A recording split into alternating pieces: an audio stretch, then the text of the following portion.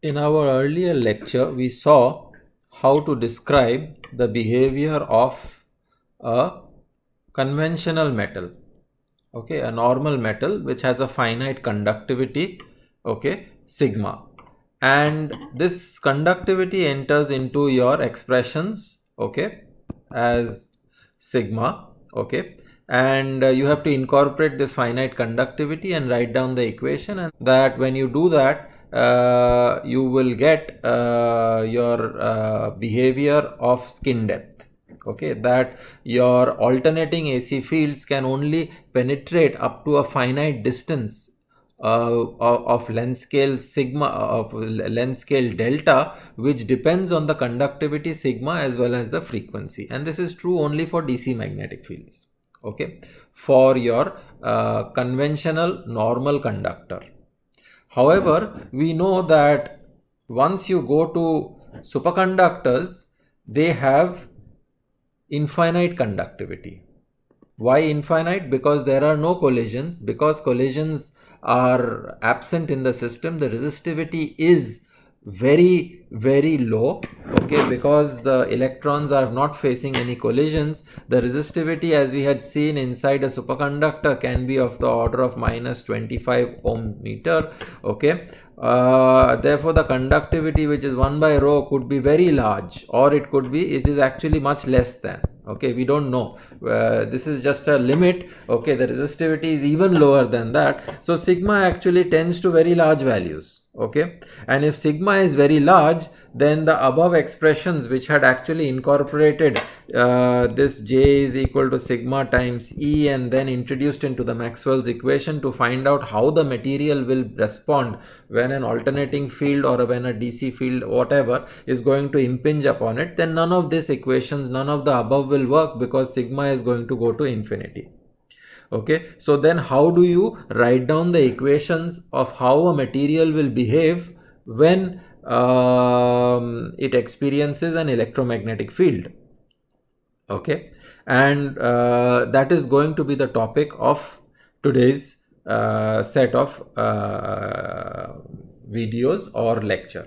Okay, so it's clear that we cannot start with our original Maxwell's equations that we had done earlier, because there you would have to use J is equal to sigma times E to actually incorporate the material properties. However, because sigma is infinity, it will lead to problems. So then what do you do?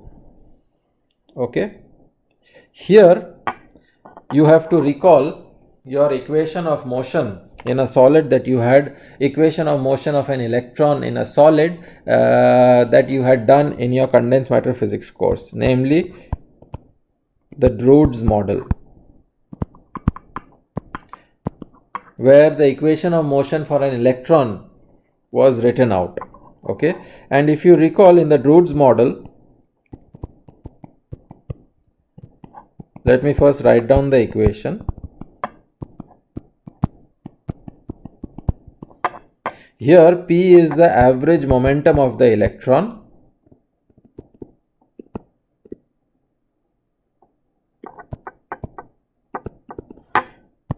E is the electric field.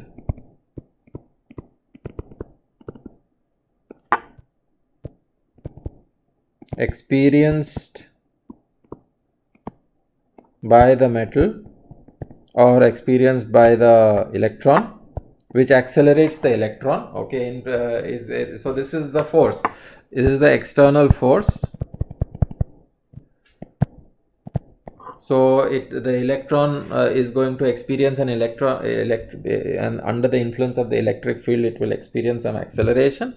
Okay, and this is the term which comes about because of collisions. So if you recall, in the Drude's model, the Drude's picture had said that if tau is the typical time interval between two successive collisions, time interval between two successive collisions of, okay, so if the tau is the time interval between two successive collisions experienced by the electron, then the equation of motion is this, where this is like a drag term. So when an electron is moving through the material or through the lattice of the material, it is going to experience some collision in an average time interval tau. The electron will keep on experiencing a collision in average time interval tau, which will actually change the momentum of the electron, and this effects of the collisions is actually dragging the electron. Rather than allowing it to accelerate, it will actually drag the electron. Okay. So this was the basic idea of Drude's model. So I would request you to go back to your condensed matter physics, the first few chapters of condensed matter physics, and look at the Drude's model where this equation has been outlined. Okay, so our starting point for the equation for writing the equation of a particle moving inside the superconductor, the perfect conductor, is the following, that we write this like this. Okay, the initial derivation of the superconductor and the perfect conductor, let me tell you, is going to be the same, but at some point they will differ significantly. So this is your starting equation where you are writing down the forces which are acting on the particle, which is going to change its, so whatever is the particle which is carrying the charge inside a superconductor or a perfect conductor is going to experience some force because of the external field that you have applied, as well as it is going to experience a force because of the collisions it is going to experience. Now, whether it is a perfect conductor whose conductivity is infinite or a superconductor also whose conductivity is infinite, sigma tending to infinity implies that tau is equal to infinity. That means the time interval between two successive collisions is infinity, that is no collisions. The idea that the conductivity becomes infinite implies that there is no collisions between the electron, there is no drag which is acting on the electron, then only the conductivity can become infinite, because resistivity appears because of the scattering or the collisions of electrons with impurities, defects and so on inside the material, which gives rise to resistivity. So if there is going to be no collisions, your resistivity will be 0 or your conductivity will be infinite. So you have to incorporate this tau is equal to infinity in your expression, and therefore that means that dp by dt is equal to minus E times the electric field for a perfect conductor or a superconductor. As I said, that the initial derivation is the same because both of them have infinite conductivity, but at some point they will start differing from each other. Okay, so now let us write down the expression for the current density. The current density, because of a charge which is moving, which has a density n of charge E and velocity v is minus nev, and then that is equal to, related to the momentum of the particle this way, or your momentum and current density are related in this phase, just invert this, and therefore the rate of change of momentum can be written in terms of the rate of change of the current density. You substitute this here, and then you can write down your expression for your dj by dt, which we write it as j dot is equal to ne square by m times the electric field. The j dot, the rate of change of the current density, is in terms of this, okay, where E is the charge of particle carrying current. Okay, we could have also written it as small q, okay, and then put it equal to E for an electron or whatever. Okay, but for now let's take that E represents the general charge of the particle.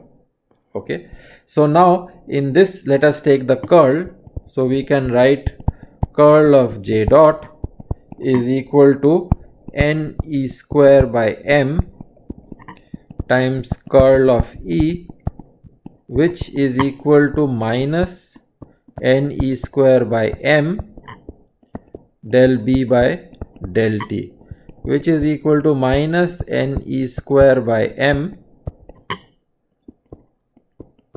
B dot, which is curl of J dot. Okay. And now J dot, if you recall, is curl of, it's not J, but of course you can,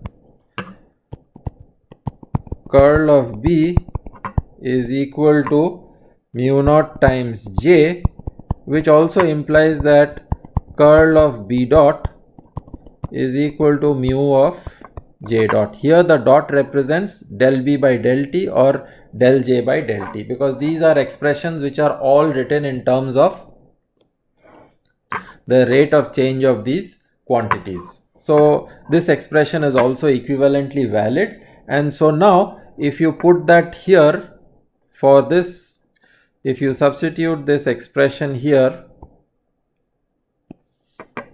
and use that divergence of B is equal to 0 or divergence of B dot is also equal to 0, then you get your final expression, which is that del square B dot is equal to 1 by alpha square B dot, where alpha square is equal to M by N E square mu naught, where E is the charge of the particle and M is the mass of the particle, or alpha is square root of M by N E square mu naught. This is your expression for a perfect conductor or a superconductor. So as you can see that this expression is typically valid only for time varying fields. Okay. This expression typically describes the behavior of only time varying fields, and here you can see that this expression is now does not involve anything related to conductivity. It is independent of sigma. Although it is independent of sigma, it just shows you the behavior of time varying fields, because there is a B dot which is sitting out here. Okay. So what does it mean for perfect conductors? Del square B dot is equal to 1 by alpha square B dot. What you can do is that you can take a material, let us just take a cross section of this material, and you say that there is a time varying field with B dot is the magnetic field which is impinging. Let this be the x direction. So the variation of the field will be only along the x direction. There is going to be no variation along the z or y direction. Okay. So if that is the case, then B dot will be a function of only x. Okay. We consider that B dot is a function of only x.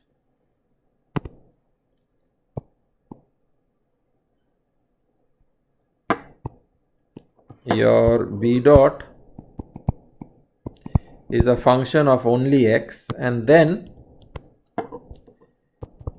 del square B dot is d square B dot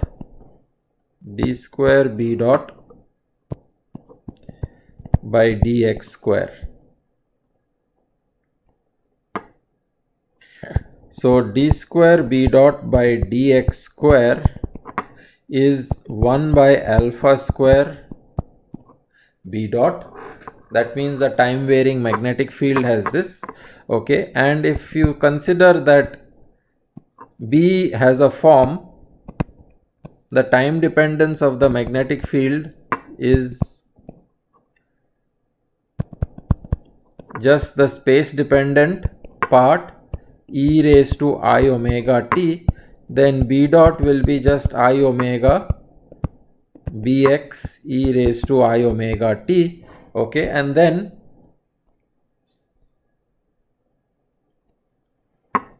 what this will give you is that if you include this here, if you bring in this here, then you can show that the spatial part of the magnetic field, okay, will decay as x by alpha. The spatial part of the magnetic field will actually decay as x by alpha. Okay, I omega anyway doesn't have any dependence out here. So if there is a time varying part and a space varying part, then the space varying part will actually decay over a distance x by alpha. So what will happen is that this wave which is impinging on this material will exponentially damp out. There will be an exponential damping in the material over a distance. The damping will be over a distance alpha. Okay, remember that this is no longer the skin depth, but alpha is a distance square root of n e square mu naught, which depends on the mass, the density and the charge on the particle. There is alpha is not dependent on omega, the frequency or conductivity. Conductivity anyway is infinite of the perfect conductor. So in a perfect conductor, if this alternating frequency impinges upon it, it will get damped out. There is this characteristic length scale which emerges, which will screen the AC magnetic field. However, perfect conductors will screen only AC magnetic field. They are unable to do anything for DC magnetic field, and if you recall that the DC magnetic field has got this path dependence. Depending on how you applied the magnetic field, the DC magnetic field can either reach to B is equal to 0 state, or you can reach a state where the magnetic field is trapped inside the metal. Okay, and these of course you can show using your magnetostatics. Depending on your magnetostatics equation for perfect conductors. So the perfect conductor's behavior of AC and the behavior of DC are very different. The AC magnetic field of course is shielded out, and there is a characteristic length scale alpha which appears here. It is not the skin depth. It is nothing to do with the skin depth, because as you recall, for a metal there is a skin depth, conventional metal there is a skin depth, but that skin depth depends on the frequency and the conductivity. Here you have a new length scale which is emerging, over which the magnetic field is screened out from inside the metal, and this quantity is of course independent of frequency, has nothing to do with the frequency. It is a constant for all frequencies that you can apply, and whatever, and of course the conductivity is infinite. So therefore you can describe the AC screening response of the superconductor. The DC screening response of course is very different. Okay, the DC screening response, this is the DC response of the perfect conductor. Now we go on to describing what happens in the superconductor. The equations are almost identical, but something else will happen, and that different thing will happen is that a superconductor not only screens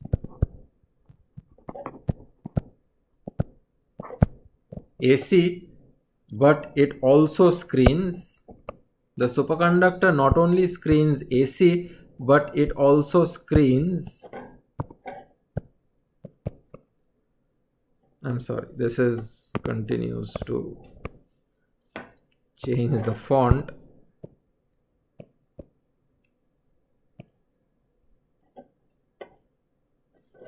It not only screens, let's get back, it not only screens AC, but also DC fields.